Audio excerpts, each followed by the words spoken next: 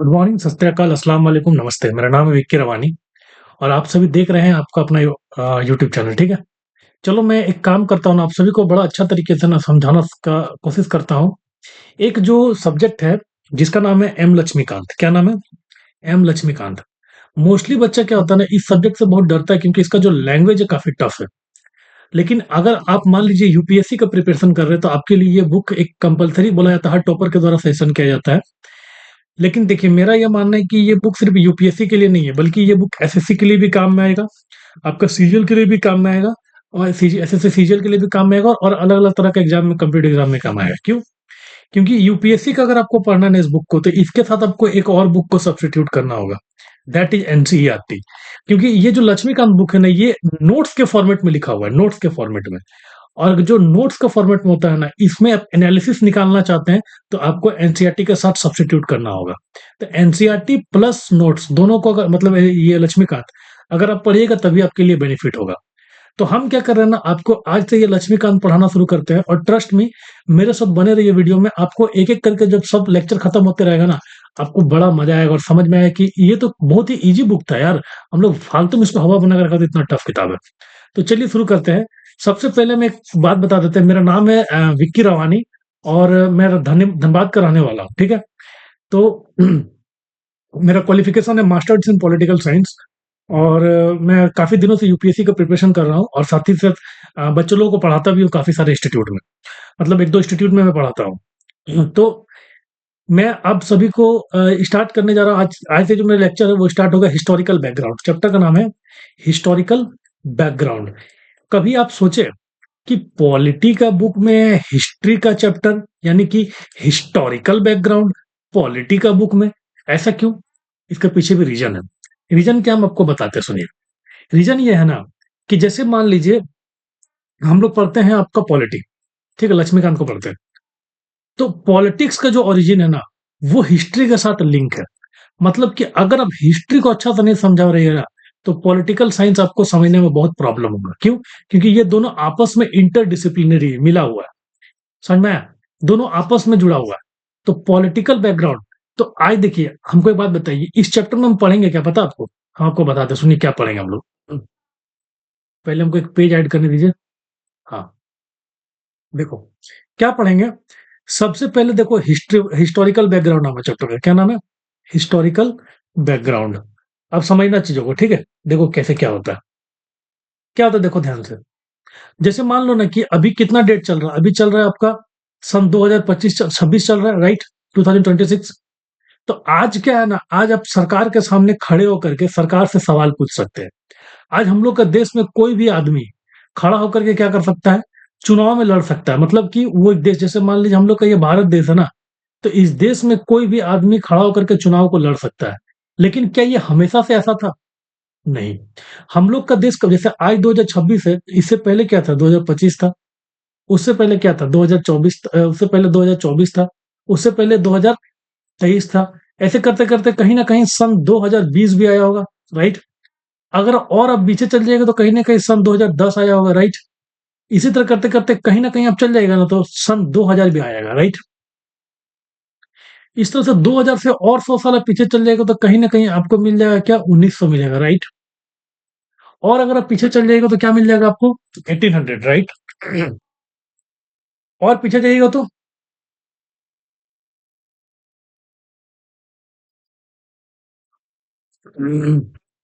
Sorry, पानी P रहा था।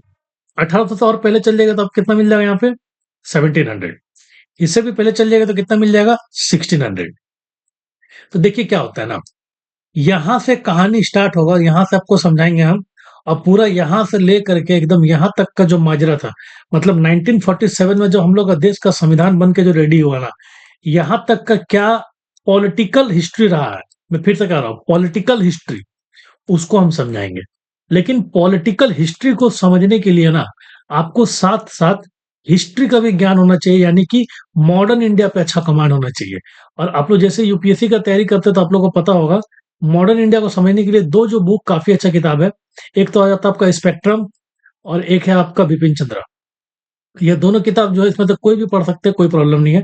तो हम क्या करेंगे ना, हम आपको समझाना शुरू करते हैं मॉडर्न इंडिया को, और हिस्टोरिकल बैकग्राउंड को, ये दोनों को आपस में लिंक करके हम पूरा तरीके से अच्छे तरीके से चैप्टर को लिंक करेंगे। ठीक है? अब चलिए और बने रहिए मेरे साथ इसका हिस्ट्री का जर्नी में। तो देखो कहानी में क्या शुरू होता है, ठीक है? अब देखो कैसे पढ़ना है, इसको पहले बात ध्यान से सुन लो। पढ़ने से पहले हम आप लोग से कुछ रिक्वेस्ट करेंगे। रिक्वेस्ट क्या? कि मेरे क्लास में जब भी आप बैठे, एक चीज़ हमेशा याद रखें, बुक को सामने ऐसे खोल के रखें। लिटरली बुक को खोल के रखें। और जैसे-जैसे हम यहाँ पढ़ेंगे ना, वैसे-वैसे आपको यहाँ पे पढ़ना है। जैसे-जैसे हम पढ़ेंगे। मतलब हम जब रीड करेंगे, तो आपको भी बुक में देखना है कि हम कहाँ पे बोल रहे हैं। एग्ज़ैक्टली ऐसे ही। ठीक है? एकदम ऐसे ही करना है।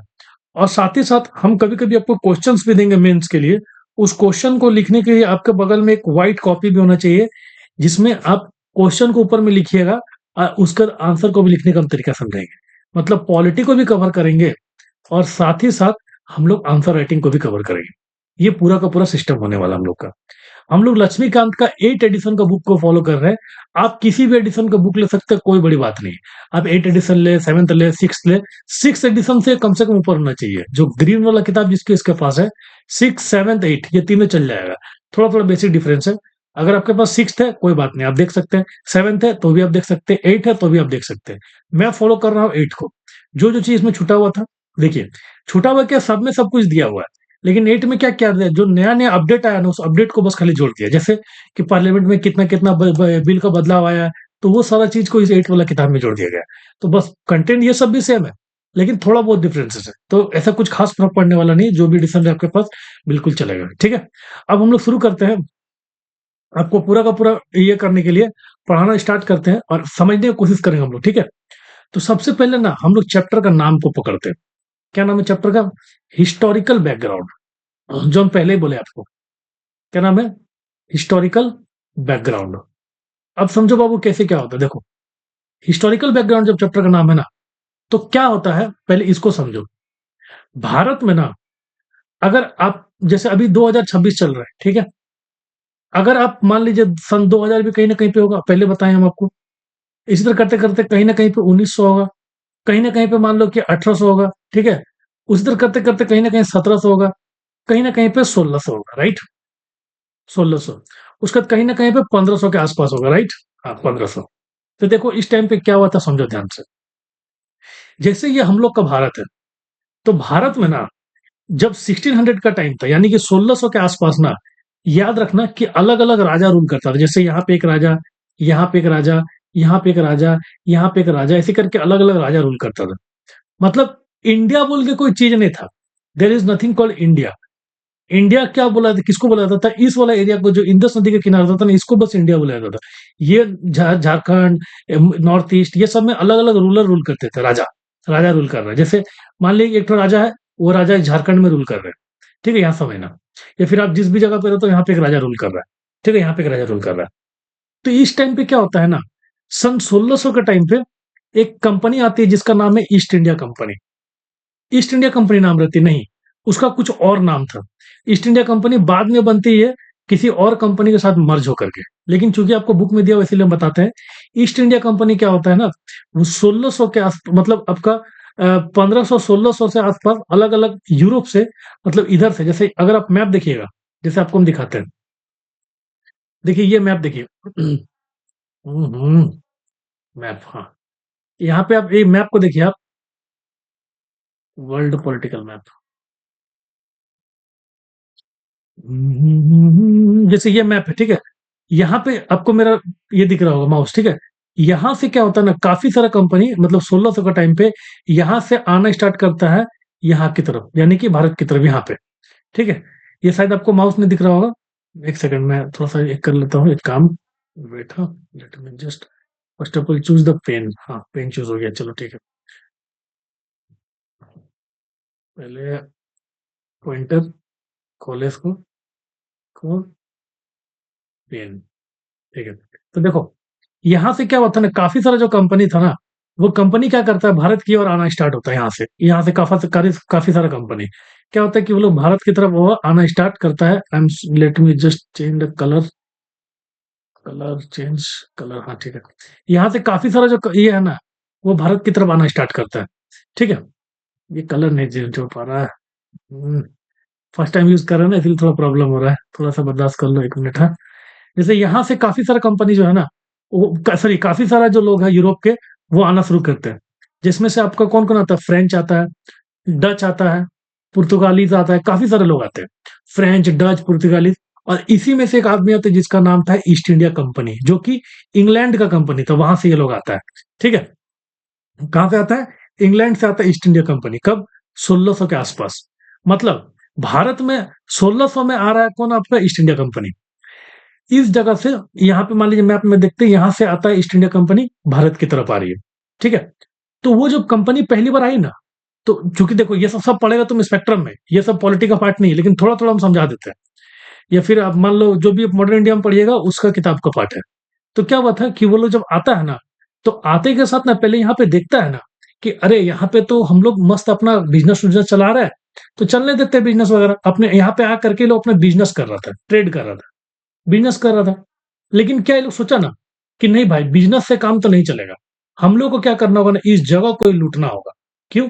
क्योंकि आपको पता है कि अगर आपके पास पॉलिटिकल पावर है, तो आपके पास ऑटोमेटिकली इकोनॉमिकल पावर आएगा। सोचिए एक एरिया है, आपके एरिया में कोई एक ऐसा आदमी होगा जिसके पास पॉलिटिकल पावर होगा। तो जिसके पास पॉलिटिकल पावर होगा ना, वो किसी भी तरह से इन्फ्लुएंस करके इकोनॉमिकल पावर को भी अपना हाथ में ले सकता है। तो पॉलिटिकल पावर को चूँकि इन लोग को इकोनॉमिकल पावर चाहिए था, लेकिन उसके वजह से इन लोग को पॉलिटिकल पावर चाहिए था। तो ये लोग क्या करता है ना ब्रिटेन लोग, लूट ले मतलब ईस्ट इंडिया जो कंपनी होती है ना, वो क्या करती है यहाँ का राजा को खिचैक कर देती है, मतलब मार देती है और मारने के बाद क्या करती है, अपना शासन जो है वो बैठाने का शुरू करती है। और ये सब चीज़ आप पढ़िएगा सारा का सारा चीज़ स्पेक्ट्रम में। लेकिन हम यहाँ पे क्यों आपको पढ़ा रहे हैं, हम पहले आपको बोले कि आपको थोड़ा-सा हम बैकग्राउंड को तैयार करते रहे। तो हम लोग एक काम करते हैं, हम लोग शुरू करते हैं समझना कि आखिर किस तरह से चीज़ हुआ था। अब अपना बुक को आप लोग खोल लीजिए, ठीक है? हम बार-बार बोले बुक खोलो और बुक खोल के सामने बुक को रखो और उसको देखना जैसे-जैसे हम पढ़ाएँगे एग्ज़ैक्टली वैसे-वैसे करके ही तुम लोग को पढ़ना है। तभी ये प समझने में मज़ा आएगा और पढ़ने में भी अच्छा लगेगा। अदरवाइज़ आपको ना पढ़ने में मज़ा आएगा और ना हमको पढ़ाने में मज़ा आएगा। ठीक है? बुक खोल लो, जो हम बोल रहे हैं सुनो ध्यान से। देखो बुक में क्या लिखता है? द ब्रिटिश हम बुक को रीड मार रहे हैं, आपको देखना ध्यान से। ठीक है? The British come to India in 1608 as trader in the form of East India Company, which had the exclusive right of trading in India under the charter granted by the Queen Elizabeth in 1600. मतलब 1608 में एक company Bharat आती है। कब आती है? 1608 में। क्या नाम रहता है? East India company. ये कंपनी कहाँ आती है? हम लोग का भारत, यहाँ पे। जब यहाँ पे अलग-अलग राजा रूल कर रहा है, ठीक है? भारत आती है। अलग-अलग राजा रूल कर रहा है। तो यहाँ पे ईस्ट इंडिया कंपनी आती है। कैसे आती है पता है? जो हम तो क्या बोले इंग्लैंड ही ना बेचता है, जो यूके से भेजा जाता है। तो यहाँ पे एक रानी थी ना क्वीन एलिजाबेथ। तो क्वीन एलिजाबेथ क्या करती है ना, एक लाइसेंस देती है एक कंपनी को कि देखो जैसे भारत में कंपनी है ना, एग्जांपल पकड़ते हैं, जैसे जियो कंपनी है या फिर मान लीजिए कि जियो के साथ-साथ और भी मान लीजिए कि टाटा कंपनी है। इस तरह का टाटा कंपनी रहता है। तो इस तरह का कंपनी होता है ईस्ट इंडिया कंपनी। हालाँकि देखिए जियो और टाटा का एग्जांपल नहीं लेना चाहिए हमको, लेकिन हम बता रहे हैं आपको। तो ईस्ट इंडिया कंपनी जो है ना वो क्या करती है, क्वीन एलिजाबेथ से लेके आती है क्या लाइसेंस। लाइसेंस लेती है कि हमको ट्रेड करना है। कहाँ पे भैया? भारत में हम ट्रेड करेंगे। बोले ठीक है, जगह करो कोई दिक्कत नहीं है। तो ये लोग आ जाता है भारत में ट्रेड करने के लिए, ठीक है? तो जब भारत आता है ये लोग ट्रेड करने के लिए, तो इस क्या लिखता है In 1765, the company will then had a purely trading function obtaining the Deewani rights. मतलब 1765 तक क्या होता है कि ये कंपनी के पास मतलब आप लोग अगर क्या बोलते हैं मॉडर्न इंडिया पढ़े होंगे तो आप लोग को पता होगा कि 1765 से पहले ना ब्रिटेन एक लड़ाई लड़ता है, दो लड़ाई। एक होता है बैटल ऑफ प्लासी और एक होता है बैटल ऑफ बक्सर, जो 1765 के पहले लड़ा गया था। और इस दोनों को लड़ करके एक तरफ कौन था? ब्रिटेन था और एक तरफ भारत का यहाँ का लोकल राजा था। तो एक तरफ राजा है और एक तरफ ब्रिटेन है। तो ये दोनों आपस में खिंचा करके लड़ गया और कौन जीत गया? ब्रिटेन। तो जब जीत जाता है ना बैटल ऑफ प्लासी में और बैटल ऑफ बक्सर में, तो इतना एरिया को वो अपने अंदर ले लेता है। और ये सारा का सारा चीज़ आप मॉडर्न इंडिया में पढ़िएगा, यहाँ पे नहीं। तो जब इतना वाला एरिया को अपने अंदर ले लेता है ना, तो ये लोग क्या करना शुरू करता है, एक दीवानी राइट्स ले लेता है। दीवानी का मतलब क्या? कि रेवेन्यू कलेक्ट करने का। अब जो है यहाँ से हम माल उठा सकते हैं, रेवेन्यू कलेक्शन का। अब आप लोग को दिमाग में एक सवाल आएगा कि सर एक बताइए कि अगर ये लोग यहाँ पे इस जगह को लूट लिया, तो किसी से वो दीवानी राइट्स क्यों लेगा? अगर ये कंपनी यहाँ पे अपना एरिया लूट ले रहा है और अपना एरिया पर रूल कर रहा है, तो किसी दूसरे से क्यों परमिशन लेने के लिए जाएगा मुगल से? ये दीवानी राइट्स वो लोग मुगल से लिया था, तो क्यों लेने के लिए जाएगा? वो इसलिए नहीं जाएगा ना, क्योंकि जो ब्रिटिश लोग था ना, ये ब्रिटिश लोग यहाँ के लोकल नहीं थे, ठीक है? और इसको पता था कि बिना यहाँ का राजा का सपोर्ट का हम यहाँ पे रूल नहीं कर पाएँगे। तो इसकी वजह से लोग पता है क्या किया? जा करके ब्रिटेन वाला बोला कि ठीक है भैया एक काम करते हैं, हम लोग यहाँ पे जो मुगल का राजा है ना, इसी को मेन राजा रहने देते हैं और इसी के अंदर हम लोग रहेंगे लाइसेंस लेकर के और दीवानी राइट्स ले लेते हैं और यहाँ से जितना भी एरिया का टैक्स फैक्स है, वो सारा का सारा हम उठाएँगे। कौन बोला ऐसा? ईस्ट इंडिया कंपनी बोला। कब बोला ये? 1765 में बोला। क्यों बोला? दीवानी राइट्स मिल गया। किससे मिल गया? तो आपका मुगल से मिल गया।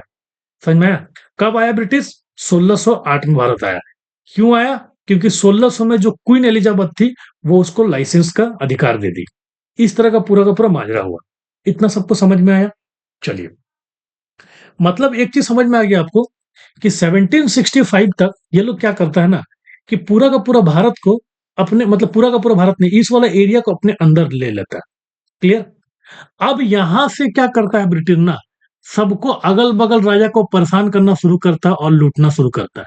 1765 से लेकर के 1947 तक यही प्रोसेस पूरा का पूरा चला है, जिसमें वो लोग अलग-अलग कानून को पास किया है और उसी कानून को जो पास किया है, वो जो हिस्ट्री का पार्ट है ना, इसी वजह से इसको हिस्टोरिकल और किसका पॉलिटिकल हिस्टोरिकल मतलब किस तरह से कानून पास किया है, हिस्टोरिकल बैकग्राउंड पॉलिटी बुक में इस चैप्टर को दिया गया है।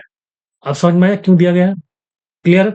अब देखिए क्या लिखता है, it start as territorial power in 1858, लेकिन अब क्या हुआ ना, एक चीज समझो, ब्रिटिश जो है ना वो तुम्हारा 1608 से आया, 1608 में ब्रिटिश आया, ठीक है भैया भारत आ गया, कोई बात नहीं। उसके बाद क्या होता है, 1765 के बाद वो लोग यहाँ पे एरिया पे लूटा, ईस्ट इंडिया कंपनी इस एरिया को लूट लिया। 1765 के बाद से आपका कब तक, 1857 तक, 1857 तक यहाँ पे कंपनी रूल किया था, ईस्ट इंडिया कंपनी। और 1857 के बाद कंपनी जो, याद है हम अभी क्या पढ़ा है कि एक कंपनी को भेजा था इंग्लैंड से, यूके से एक कंपनी को भारत भेजा था। इस कंपनी को टाटा बाई बोल दिया यहाँ का सरकार और बोला कि हम डायरेक्ट रूल करेंगे। इसीलिए 1857 के बाद डायरेक्ट ब्रिटिश गवर्नमेंट रूल किया और ब्रिटिश गवर्नमेंट में वहां पे कौन बैठता है, क्राउन बैठता है। क्राउन मतलब होता है राजा टाइप का। इसीलिए ईस्ट इंडिया कंपनी का इसको हम कहते हैं 1857 के बाद क्राउन रूल और इसको हम कहते हैं कंपनी रूल। इतना सबको समझ में आया? हाँ या ना? अगर समझ में आया तो बोलो यस सर समझ में आया कमेंट सेक्शन में। अब एक बात बताते हो, 1 मिनट पानी पीने दो।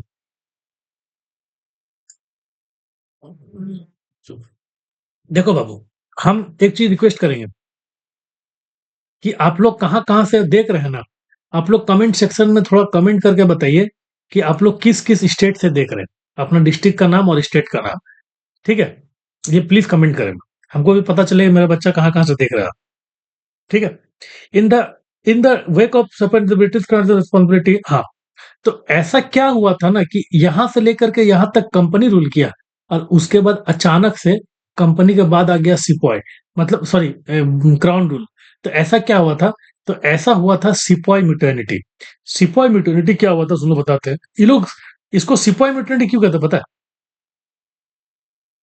सिपॉय म्यूटर्निटी क्या होता है कि जब मिलिट्री अपने ही शासन के खिलाफ चला जाए, मतलब जब 1765 के बाद से कंपनी जब पूरा का पूरा एरिया को लूट करके अपना जो रूल कर रहा था ना, तो यहाँ का जो मिलिट्री जो था, कंपनी का मिलिट्री भी तो होगा अपना जो सबको देखेगा, तो ये लोग मिलिट्री है ना, कंपनी के खिलाफ चला गया, ये ईस्ट इंडिया कंपनी का। तो ये लोग सिपाही को ये लोग प्रोनाउंस नहीं कर पाता था, सिपाही सिपाही, ये लोग बोलता था सिपॉय सिपॉय, नवाब को बोलता था नवाब नवाब। तो यही सिपाही से आया सिपॉय। और म्यूटनी का मतलब होता है, म्यूटनी का मतलब होता है विद्रोह करना, तो सिपॉय म्यूटनिटी होता है 1857 में और इस 57 में। और इसके बाद क्या होता है, पूरा का पूरा पैटर्न बदल जाता है और यहाँ ईस्ट इंडिया कंपनी जो होता है इसको हटा दिया जाता है और डायरेक्ट ब्रिटिश बोलता है कि अब हम डायरेक्ट रूल करेंगे, कंपनी को हटाओ। तो यहाँ पे लोग क्या क्या किया था ना, इसको हम लोग पढ़ने की कोशिश करते हैं और समझने की कोशिश करते हैं। अब बुक में क्या लिखा हुआ है देखिए, इसी चीज को बुक में लिखा हुआ है, the 1858 in the Sepoy Matter, the British Crown assumed direct responsibility for the governance of India. This rule continued the grant of, अच्छा, अब ये 1857 से ये कब तक ये लोग कानून चलाया, कंपनी सॉरी ये क्राउन रूल 1947 तक। और इसके बाद तो हम लोग आजाद हो गया था, इसके बाद तो हम लोग अपना चलाना शुरू कर दिया था, अपना कॉन्स्टिट्यूशन आ गया था। तो इस दौरान वो लोग कौन कौन सा कानून पास करके हम लोग को देश पे पकड़ बनाया था, उसको हम लोग अच्छा तरीके से समझेंगे, कैसे करके लोग पकड़ बनाए भारत में, ठीक है? तो सबसे पहले क्या लिखते हैं, with independent need to the constitution, hence constitution is formed from the purpose of 1950 on January 26 1950 the constitution came into being. However, various features of the Indian constitutional polity have their root in the British rule. There were certain events in the British rule that laid down the legal framework for the organization and the function of government and administration in British India. अब देखो क्या होता है, ठीक है? 1947 के समय जितना भी चीज हम लोग का जो संविधान में लिखा गया था, जितना भी चीज लिखा गया कि कैसे भारत का ढांचा गवर्नेंस चलेगा, ये सारा का सारा चीज ना ऑलरेडी यहाँ पे जो इससे पहले जो ब्रिटिश रूल करता था ना, वो सब में वो लोग कानून में पास कर दिया था। और इसी का बहुत सारा चीज को हम लोग क्या करते उठा करके, बहुत सारा चीज को उठा करके हम लोग क्या किए, कॉन्स्टिट्यूशन के अंदर घुसा दिए, ठीक है? मतलब कि आज जो हम लोग संविधान देख रहे हैं 2025 में, इस 2025 का जो संविधान है, इसमें जो बहुत सारा चीज है ना, ये ब्रिटिश के टाइम पे जो चीज हुआ था उसी चीज को इसमें डाल दिया गया। समझ में आया? अब चलो हम लोग देखने की कोशिश करते हैं कि आखिर उसमें क्या हुआ था, इसको अच्छा तरीके से समझते हैं। तो सबसे पहले हम क्या करते हैं, इसको दो हेडिंग्स में पढ़ेंगे। देखो, सबसे पहले हम पढ़ेंगे 1773 से लेकर के 1773 से लेकर के 1773 से लेकर के ओहो वेरी बैड, अभी पेन टेप पे इतना अच्छा तो मेरा कमांड नहीं बैठा है, इसके लिए सो सॉरी। टेढ़ा लिखा कर रहा है, तो देखते रुको एक मिनट।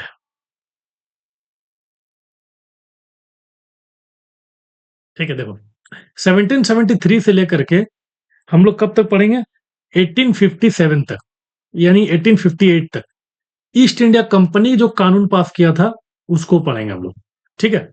और 1858 के बाद से 1858 के बाद से जो क्राउन रूल पास किया था, मतलब जो क्राउन रूल जो कानून को पास किया था उसको पढ़ेंगे हम 1947 तक। और इसके बाद तो क्राउन रूल और ब्रिटिश रूल, ये दो जो चीज पास किया था, क्राउन प्लस ब्रिटिश, ये दोनों को प्लस करने के बाद क्या होता है, हम लोग का जो देश का संविधान बन के आता है 1947 में, वो काफी सारा चीज ये दोनों से उठा करके इसमें डाल दिया जाता है। तो इसको समझने की कोशिश करते हैं। तो सबसे पहले हम लोग पढ़ते हैं कि आखिर ईस्ट इंडिया कंपनी जब हम लोग को लूटा तो 1773 में जो कानून को पास किया था, उस कानून में वो लोग क्या क्या किया था, इस चीज को हम अच्छा तरीके से समझने की कोशिश करते हैं। तो पहला कानून 1773 में लोग क्या किया था, इसको देखते हैं। देखो 1773 में लोग क्या करता है, ध्यान से समझना। 1773 में लोग क्या क्या करता है, इसको समझो। पहला लिखता है क्या, this act was the great constitutional importance as it was the first step taken by the British government to control and regulate the affair of East India company. मतलब 1773 में ना, इससे पहले हम क्या बोले कि 1608 में ही ब्रिटिश भारत आ चुका था, ठीक है? उसके बाद से वो मार काट करके बहुत कुछ यहाँ पर राजा लोग को मारा ही किया। तो 1765 तक ये लोग अपना पकड़ बना लिया पूरा अच्छा से कंपनी। लेकिन कंपनी पे पकड़, मतलब ये जो कंपनी था ना, ये आराम से अपना भारत में कानून चला रहा है, सब कुछ कर रहा है, उतना दिन से ब्रिटिश गवर्नमेंट देखने के लिए नहीं आया। लेकिन क्या लिखता है बुक में, क्या लिखा है कि ये जो एक्ट था ना, ए पॉइंट पे देखिए क्या लिखा हुआ है, it was the first step taken by the British government to control and regulate the affair of the East India company in India. मतलब 1773 में जो कानून ला देता है ना ब्रिटिश गवर्नमेंट, वो पहला स्टेप था ईस्ट इंडिया कंपनी को रोकने का, मतलब रेगुलेट करने का, कि भैया ठीक है तुम कंपनी यहाँ पर रूल करो, लेकिन तुम जो भी चीज करेगा ना, तुम्हारा देख रेख हम करेंगे। ऐसा पता है क्यों किया, बताओ देखते हैं ऐसा क्यों हुआ। 1773 में क्यों जो ब्रिटेन था वो कानून को पास करके भारत में जो ईस्ट इंडिया कंपनी था उस पे अपना हाथ को मतलब हाथ को जड़ने की कोशिश किया, क्यों? इसके पीछे कुछ रीजन था, बताइए, तुरंत बताइए फिर हम बताते हैं।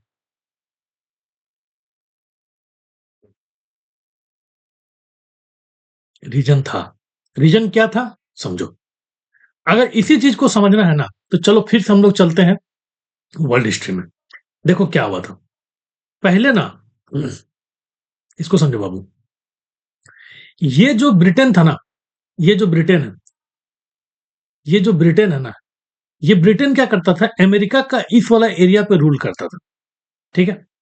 तो 1773 के आसपास ना अमेरिका में आवाज उठने लगा था, 1774 1775 के आसपास, मतलब 1770 से ही 1717 से ही 1770 से ही यहाँ पे आवाज उठने लगा था इंडिपेंडेंस का। तो ब्रिटेन समझ चुका था कि अब तो ये हम लोग का हाथ से जाने वाला है, जो हम लोग को इतना अच्छा रिसोर्स वगैरह मिलता था। तो अब इसको जाने वाला है ना, तो एक काम करो, ब्रिटिश का सरकार सोचे कि अब हमारा अच्छा जगह कहाँ पे जहाँ पे हमको बहुत कुछ मिल सकता है। तो कहाँ देखा वो लोग पता है? वो लोग देखता है कि अरे साला भारत। तो 1775 में देखा कि यहाँ पे छूटना शुरू हुआ। 1776 के आसपास अमेरिका में सिविल वॉर स्टार्ट हो चुका था। ठीक है? तो जैसे ही ये कानून पास देखता ना यहाँ पे सिविल वॉर स्टार्ट हो गया, तो बोला अब ये जगह तो जाएगा, यहाँ का जितना भी माल मटेरियल था, पानी, रिसोर्स सब तो हम लोग ले लिए। अब ये जगह तो ऐसे भी छूटने वाला है, तो एक काम करते हैं, हम लोग अपना दिमाग यहाँ से हटा करके भारत की तरफ लाते हैं और जिसकी वजह से वो क्या करता है 1770 जिसके वजह से 1773 में ईस्ट इंडिया कंपनी के लिए ब्रिटिश सरकार जो है वो पहली बार कानून पास करके अपना शिकंजा यहाँ पे मतलब जड़ लेती है। समझ में आया? अब आगे देखो क्या लिखता है दूसरा, उसी में देखो एक बी पॉइंट लिखा हुआ है, रेगुलेटिंग एक्ट ऑफ 1773 बुक में लिखा हुआ है ना, उसी में एक बी पॉइंट है। वहां पे क्या लिखा हुआ है, it recognise for the first time the political and administration function of the company. मतलब इसी कानून के तहत ना पहली बार ब्रिटिश गवर्नमेंट जो था, ब्रिटिश सरकार जो था ना, वो बोला कि अच्छा हाँ ठीक है ठीक है, हम जान रहे हैं कि ईस्ट इंडिया कंपनी जो है ना, पहली बार मतलब माना कि चलो ब्रिटिश जो है मतलब पॉलिटिकल और एडमिनिस्ट्रेटिव, पॉलिटिकल मतलब कानूनी तौर पे यहाँ पे रूल कर रहा है कोई, और एडमिनिस्ट्रेटिव मतलब पूरा शासन चला रहा है। ये पहली बार ये बस खाली माना, कौन? ब्रिटिश सरकार, ब्रिटिश का वहां पे पार्लियामेंट में, ब्रिटेन पार्लियामेंट में, कि चलो एक तो कंपनी हम लोग का ईस्ट इंडिया कंपनी है ब्रिटेन का, जो कि भारत में जाकर रूल कर रहा है, इसको बस लोग माना। ठीक है, एक्सेप्ट किया। क्यों माना? क्योंकि अब जान रहे हैं कि अमेरिका तो हम लोग कहां से छूट रहा है, तो अब ध्यान कहां दे? अब ध्यान दे भारत की तरफ। क्लियर? ये पूरा का पूरा सिस्टम हुआ। अब क्या लिखता है उसके बाद, it laid the foundation of central administration in India. अब इसी के साथ साथ पता क्या करता है, इसी के साथ साथ भारत में पहली बार इसकी वजह से सेंट्रलाइज्ड, सेंट्रलाइज्ड मतलब क्या होता है सुनो ध्यान से, सेंट्रलाइज्ड फाउंडेशन, सेंट्रलाइज्ड फाउंडेशन का मतलब होता है कि एक जगह से पूरा का पूरा भारत जो है वो रूल होना स्टार्ट होगा। एक जगह से पूरा का पूरा भारत जो रूल होगा, और मतलब इस एक जगह से पूरा का पूरा भारत रूल होगा। जैसे समझो क्या हुआ था ना, 1773 के आसपास तीन जगह था। एक जगह था ये वाला बंगाल, जो ब्रिटिश के कंट्रोल में था। एक था आपका मद्रास, और एक था बम्बई। ये तीनों एरिया था कंट्रोल में। तो ब्रिटिश बोला कि ठीक है भैया, ये तीन एरिया हम लोग कंट्रोल में है, एक काम करते हैं, जो बंगाल वाला एरिया है ना, ये जो बंगाल वाला एरिया है, मतलब एक सेकंड रुक जाओ। हाँ, ये जो बंगाल वाला एरिया है, इस बंगाल वाले एरिया को और इसको तीनों को एक साथ मिला करके हम एक सेंट्रलाइज पावर बनाएंगे। मतलब यहाँ पे अभी तक यहाँ वाला जो बंगाल का रूलर ये था ना ब्रिटेन, वो यहाँ का लोकल राजा को मार करके अपना गद्दी बैठा चुका था, और यहाँ का लोकल राजा को घचा खिंचा करके अपना बैठा चुका था, और यहाँ का लोकल राजा को भगा करके ये बैठ चुका था गद्दी पे। तो तीनों को एक जगह पे करने का काम किया कौन? ब्रिटिश का, मतलब ब्रिटेन गवर्नमेंट का 1773 का रेगुलेटिंग एक्ट। अब इसमें क्या क्या हुआ सुनो, देखो बाबू अच्छा समझना, मजा आएगा। ठीक है, देखो क्या लिखता है इस एक्ट का पहला फीचर्स क्या क्या था, what are the features of this. पहला क्या लिखता है, it designated the governor general of Bengal as the governor of Bengal as the governor general of Bengal, and created a book में देखो रेगुलेटिंग एक्ट ऑफ 1773 है ना, उसका पहला जो फीचर्स है मतलब पॉइंट नंबर 1 उसको पढ़ो। It designated the governor of Bengal as the governor general of Bengal and created an executive council of 4 member to assist him. मतलब देखो जो गवर्नर था ना, इसको गवर्नर, इस गवर्नर का जो टाइटल था, गवर्नर ऑफ बंगाल एक था, एक गवर्नर ऑफ बम्बई था, और एक गवर्नर ऑफ ये वाला गवर्नर ऑफ मद्रास था। तीन तो था। तो अब एक बात, जब तीनों को एक साथ करो और इसको हेड बना रहे हो तो इसको थोड़ा सा टाइटल ऊपर देगा ना जी। हाँ, तो इसको बोला कि सुनो तुम गवर्नर नहीं, तुम गवर्नर जनरल है आज के बाद। तो इसको बना दिया गया गवर्नर जनरल ऑफ बंगाल। ठीक है, किसके तहत? 1773 का जो ये तो कानून था, उसके तहत इसको बना दिया गया गवर्नर जनरल। ठीक है, उसके बाद क्या लिखता है, अच्छा अब इस गवर्नर जनरल कौन बना फर्स्ट टाइम? यूपीएससी ऐसे आपसे क्वेश्चन पूछ लेगा, who was the first governor general of Bengal? तो उसका नाम था वैरन हेस्टिंग। उस व्यक्ति का नाम था वैरन हेस्टिंग। तो वैरन हेस्टिंग क्या होता है ना, पहली बार गवर्नर जनरल बन जाता है। कहाँ का? बंगाल का। फर्स्ट गवर्नर जनरल बनता है बंगाल का। और ये जो दोनों था, उसके बाद दूसरा नंबर पॉइंट पढ़िए, it made the governor of Bombay and Madras presidency subordinate to the governor general of Bengal, unlike earlier when the three presidencies were independent of one another. मतलब पहले क्या था ना, ये दूसरा नंबर पॉइंट हम पढ़ रहे हैं इसी 1773 का। क्या हुआ था कि पहले ये इंडिपेंडेंट था, जो भी करता है ये अपना एरिया में मस्त अपना मौला करके जो कर रहा है, अपना इस वाले एरिया में जो कर रहा है, ठीक है, ये अपना एरिया में जो कर रहा था। लेकिन इस कानून के बाद क्या बोला कि ओ भैया ऐसा ना चल बे, ये जो दोनों है तुम इसका सब कोऑर्डिनेट रहेगा और ये तुम्हारा हेड रहेगा, और इसको गवर्नर जनरल बना दिया गया। ठीक है, ये दूसरा पॉइंट। तीसरा, it provided for the establishment of supreme court at Calcutta in 1774 comprising one chief justice and three other जजेस। अब देखो इसके साथ साथ क्या करता है ना, 1773 में जो हम लोग का कोलकाता है, तो याद रखो भारत में सबसे पहली बात कैलकाटा में, क्योंकि गवर्नर जनरल में यही का था, कैलकाटा में ना सुप्रीम कोर्ट बना दिया जाता, सुप्रीम कोर्ट। इसका मतलब इधर भी कोर्ट होगा छोटा छोटा, तो इस दोनों को कोर्ट का मेन कोर्ट बना दिया, सुप्रीम कोर्ट यहाँ पे स्टैब्लिश कर दिया था कलकत्ता। क्लियर? अब क्या करता है, जो सुप्रीम कोर्ट बनता है ना, इसमें एक जज बनता है, एक हेड होता है जो जज होगा, सबसे मेन हेड जज, इसको बोला गया चीफ जस्टिस। क्या बोला गया? Chief justice. जैसा भी भारत का चीफ जस्टिस है ना, उस तरह चीफ जस्टिस। और इसके साथ और तीन वो क्या क्या गया, जज दे दिया गया, एक जज, दो जज, तीन जज, और ये चीफ जज, ये पूरा जुडिशरी को बना दिया गया। तुम्हारा सुप्रीम कोर्ट बना करके ये दूसरा काम किया गया, तीसरा काम किया गया, सुप्रीम कोर्ट बनाया गया। ठीक है, उसके बाद it prohibited the servant of company from engaging in private trade और एक्सेप्टिंग प्रेसिडेंट और ब्राइब फ्रॉम द नेटिव्स। अब ये चौथा चीज क्या किया ना, कि देखो बोला ओ कंपनी सुनो, हम क्या बोले 1773 में जो ब्रिटिश सरकार था, वो अब इस कंपनी को रेगुलेट कर रहा है, ईस्ट इंडिया कंपनी पे अब ध्यान दे रहा है। क्यों? क्योंकि अमेरिका छूट चुका है उसका हाथ से। तो बोला सुनो, कंपनी का जितना भी आदमी है सबको समझा देते हैं क्या, कि तुम लोग किसी भी तरह का प्राइवेट ट्रेड नहीं करेगा। प्राइवेट मतलब अपना खुद का व्यापार नहीं करेगा। ठीक है, मतलब इन लोग को खुद का व्यापार पर रोक लगा दिया। ऐसा क्यों? ऐसा इसलिए नहीं, क्योंकि ब्रिटिश जो सरकार था ना, उसको पता था कि ये लोग अगर खुद का करेगा तो खुद का प्रॉफिट खुद के पास रखेगा, और कंपनी अगर ट्रेडिंग करेगी ना तो हमको भी टैक्स मिलेगा। तो इसको रोक दिया गया कि सुनो, तुम लोग जो अपना अपना काम कर रहे हो भैया, इसको नहीं करेगा। और बोल दिया कि कोई भी घूस नहीं लेगा नेटिव लोगों से, मतलब जो वहां का जो लोकल आदमी है, वहां से कोई भी घूस नहीं लेगा, नेटिव लोगों से घूस नहीं लेगा। ये चौथा चीज किया गया।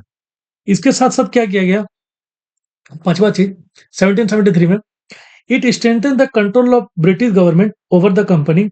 It strengthened the control of British government over the company by requiring the court of director governor country to report his revenue military service। अब सुनो क्या किया, ये जो सबसे भयानक काम क्या किया ना, ये जो कंपनी था ब्रिटेन, ये जो ईस्ट इंडिया कंपनी था ना, इसके लिए पता है क्या किया ये, देखो कितना तेज है, सुनो ध्यान से देखो, ब्रिटिश कितना तेज, उसको बात बताते सुनो क्या किया। देखो बोला ना कि ईस्ट इंडिया कंपनी, तुम जो कानून तुम जो ये कर रहा है ना, ठीक है भाई तुम करो कोई बात नहीं, तुमको रेगुलेट करने के लिए ना यहाँ पे यूके में एक बनाया जाएगा, क्या पता है, code of director, code of directors, जिसमें बहुत सारा लोग होगा, मान लो ए बी सी, ये लोग ब्रिटिश होगा वहां पे, और ये गवर्नमेंट के अंदर काम करेगा।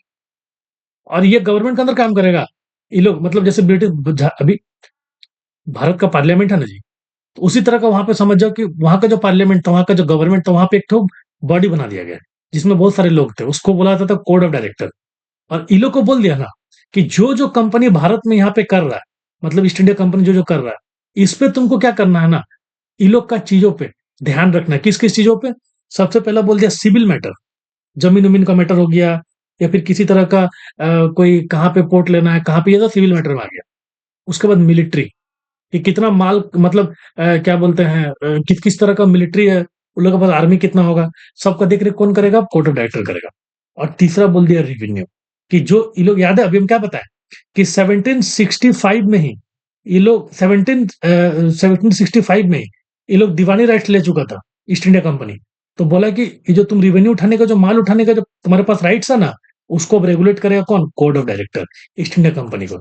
मतलब सीधी बात में समझो, ईस्ट इंडिया कंपनी का जो गला पकड़ने का काम है ना, वो 1773 से स्टार्ट हो चुका। ये पूरा का पूरा 1773 का एक्ट हुआ। क्या इतना में किसी बच्चा को कोई प्रॉब्लम है? अगर हाँ है तो कमेंट सेक्शन में कमेंट करो कि सर नहीं बुझे, बुझा दीजिए फिर से एक बार, नहीं समझे समझा दीजिए एक बार, समझा देंगे। लेकिन अगर समझ में आ गया तो लिखो कमेंट में ऑसम। ठीक है, अगर इंटरेस्टिंग लगा तो लिखो इंटरेस्टिंग, अगर बहुत इंटरेस्टिंग तो लगा बहुत इंटरेस्टिंग, ये सब कमेंट सेक्शन में लिखो। यहां तक के लिए अब सुनो, ये हुआ पहला कानून 1773 का। ठीक है, लेकिन अभी हम क्या बोले, कानून अभी और पास होने वाला है। तो 1773 के बाद एक कानून आता है 1781 में। देखो 73 से 81 कितना साल है? 74, 75, 76, 77, 78, 79, 80, 81, मैंने 8 साल। 8 साल के बाद फिर एक ठो कानून आता है। पता है क्यों? क्योंकि ये जो कंपनी था भारत में और यहाँ पे जो सरकार चल रहा था ना, ये लोग दोनों के बीच में होने लगा था टसल। देखो बताते कैसे हुआ था, चीजों को समझो। 1781 में दूसरा कानून लाता है।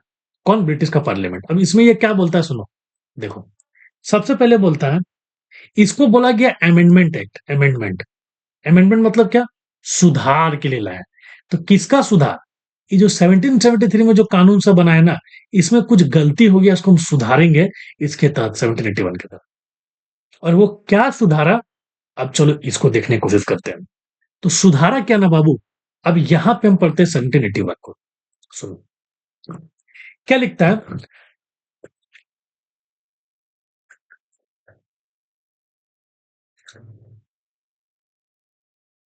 बुक में देखो क्या लिखा हुआ। In a bid to rectify the defect of the regulating of 1773, the British parliament pass the amendment act of settlement. मतलब देखो, इसको बोला गया कि ये एक्ट अमेंडमेंट का सुधार हो रहा है, और इसको एक्ट ऑफ सेटलमेंट भी बोला गया। सेटलमेंट मतलब, सेटलमेंट में क्या होता है? जब कभी दो पार्टी के बीच में डिस्प्यूट होता है तब सेटलमेंट आता है। तो ईस्ट इंडिया कंपनी और ब्रिटिश सरकार, इन दोनों के बीच में टसल होने लगा।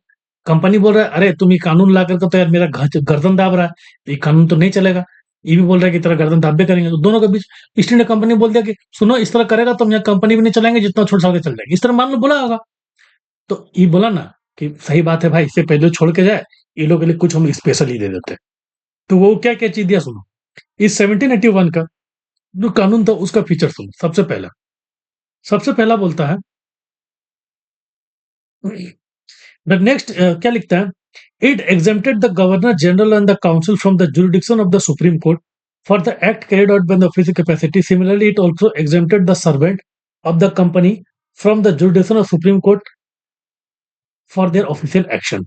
मतलब सुनो, हम क्या बोले, एक यहां पे रूल कर रहा था कंपनी, एक यहां पे रूल कर रहा था, और एक यहां पे कर रहा था रूल। और जो कंपनी का हेड था उसी को बना दिया था governor general. Governor general, governor general. तो गवर्नर जनरल ने बनाया, और इसके साथ साथ हम बताए थे एक तो चीज और बना दिया था क्या, 1781 में सुप्रीम कोर्ट। अभी पढ़ा है ना पॉइंट नंबर 3 में, कि सुप्रीम कोर्ट बना दिया। तो सोचो यहाँ पे गवर्नर जनरल है और यहाँ पे सुप्रीम कोर्ट है। अब सुप्रीम कोर्ट और गवर्नर जनरल दोनों आपस में भिड़ जा रहा है। सुप्रीम गवर्नर जनरल कुछ कर रहा है, तो सुप्रीम कोर्ट बोल रहा है ऐसे तो मत करो, ये करना गलत है, इसको मत करो। तो ये गवर्नर जनरल बोल रहा है ना कि साला हम इतना दिन से आए यहाँ पे रूल कर रहे हैं, मतलब हम, मेरा कंपनी रूल कर रहा है और हम लोग यहाँ पे सब चला रहे हैं, और तुम बोलने वाला कौन होता है? कल बना और हमको आकर बोल रहा है। तो सुप्रीम कोर्ट को बोला ना कि तुम इसमें, ये लोग चिड़चिड़ा गया। तो ये लोग बोला, तो ये जो 1781 का जो कानून आया ना, इसमें पता है क्या बोल दिया कि ए सुप्रीम कोर्ट, देखो ब्रिटिश गवर्नमेंट बोला कि सुप्रीम कोर्ट जो है ना वो गवर्नर जनरल का काम में इंटरफेयर नहीं करेगा, सीधा। तो गवर्नर जनरल के साथ जो इसका जो ऑफिशियल मेंबर लोग था ना, उसे क्या लिखता है, it exam also exam servant of the company from the jurisdiction of supreme court. मतलब इसके साथ साथ जो इसका सर्वेंट लोग था कंपनी का, जो भी काम करता था, सर्वेंट, सिविल सर्वेंट, जो भी कंपनी का रोल था, इसमें सुप्रीम कोर्ट कुछ नहीं बोलेगा। इसको पूरा अलग करो और इसको पूरा अलग करो, वरना सुप्रीम कोर्ट तो हर चीज में घुस जा रहा है। गवर्नमेंट कुछ भी करने जा रहा, घुस जा रहा, कुछ भी करने जा घुस जा रहा। तो इसका पावर को रोक दिया गया कब? 1781 का अमेंडमेंट ला करके। तो सबसे पहला चीज इसमें ये किया गया। क्यों किया गया? क्योंकि ईस्ट इंडिया कंपनी बोल रहा है हर चीज में मेरा गला दबेगा तो होगा, अगर हम यहाँ पे अपना इतना दिन से शासन चला रहे हैं, नहीं तुम अगर ज्यादा करेगा तो हमको कोई मतलब नहीं रहेगा, हम लोग यहीं पे सब कुछ कर लेंगे। तो बोला ठीक है भाई, तुम ऐसा मत करो, हम सुप्रीम कोर्ट को अलग कर देते हैं तुम्हारा काम से। तो ये दोनों को अलग अलग कर दिया गया। ठीक है। अब देखो क्या होता है इसके बाद। ये हो गया तुम्हारा पहला चीज। अब दूसरा चीज क्या होता है सुनो।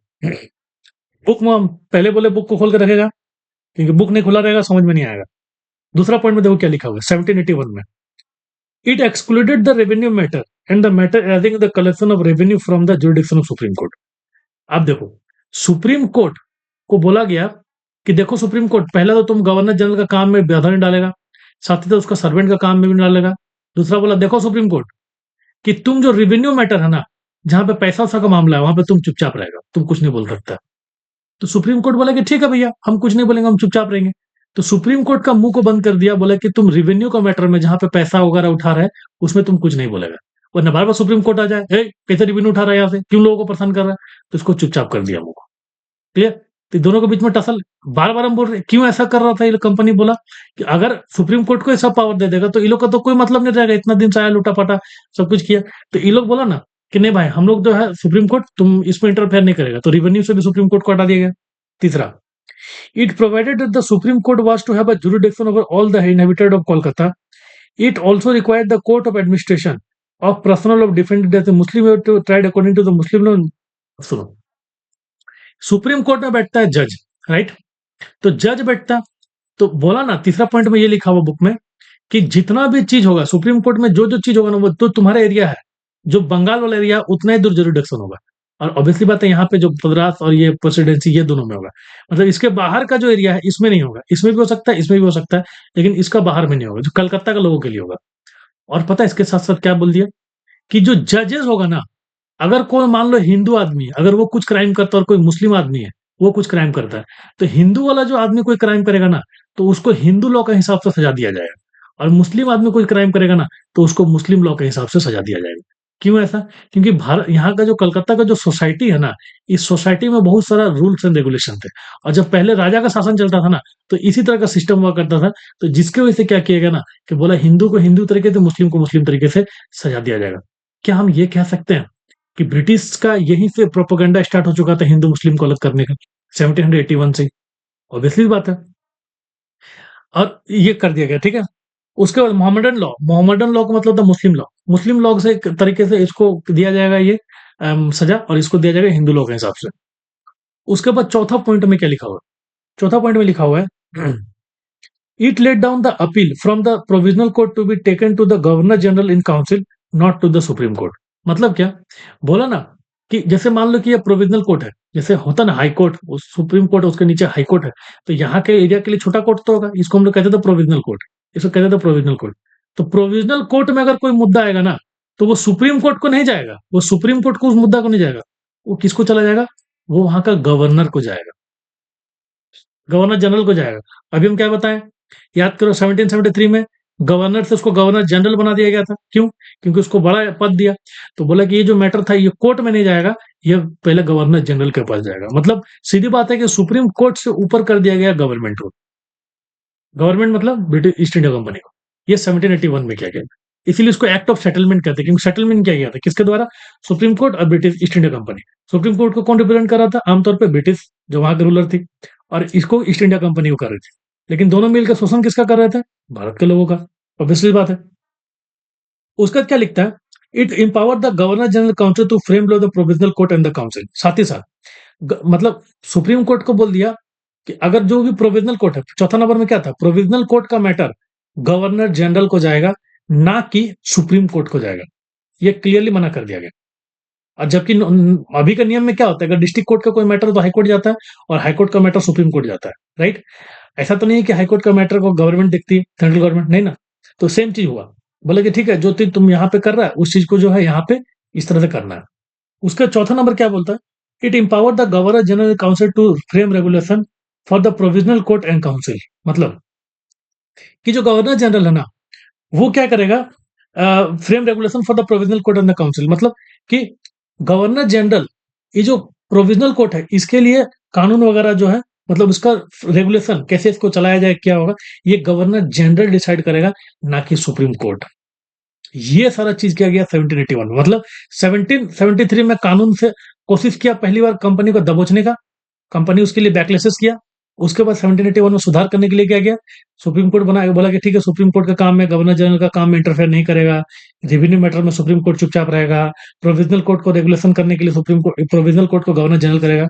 मतलब थोड़ा सा गवर्नर जनरल को ऊपर करने की कोशिश किया गया। क्लियर। अब इसके बाद आता है 1781, जिसको हम करेंगे, पढ़ेंगे आपको पार्ट 2 में। अगर आप लोग को यहां तक समझने में प्रॉब्लम हुआ और मजा आया तो एक बार कमेंट सेक्शन में लिखिए कि वाह सर मजा आ गया। और आप लोग अगर हमको सपोर्ट करना चाहते हैं तो प्लीज एक मैं आप सभी से रिक्वेस्ट करूंगा, पहले तो इस चैनल को सब्सक्राइब कर दें, और अगर मान लीजिए कि आप हमको फाइनेंशियली सपोर्ट करना चाहते हैं किसी तरह से, तो इस बारकोड पे जितना आपका सहमति के हिसाब से होगा हमको डोनेशन कर it it is a kind of a donation, क्योंकि देखो पढ़ा रहे हैं, हम खुद एक स्टूडेंट हैं और हम खुद भी तैयारी करते हैं। तो हम क्या करते हैं, इस यही मेरा एक फाइनेंशियल सपोर्ट है, जिसके थ्रू हम पढ़ा रहे हैं। और ये बस विनती रिक्वेस्ट है, कोई ज़बरदस्ती नहीं है।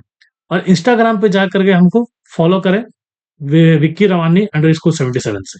धन्यवाद, मिलते हैं नेक्स्ट वीडियो में, पार्ट 2 में। अरे ये बंद हो जाओ यार, 1 मिनट।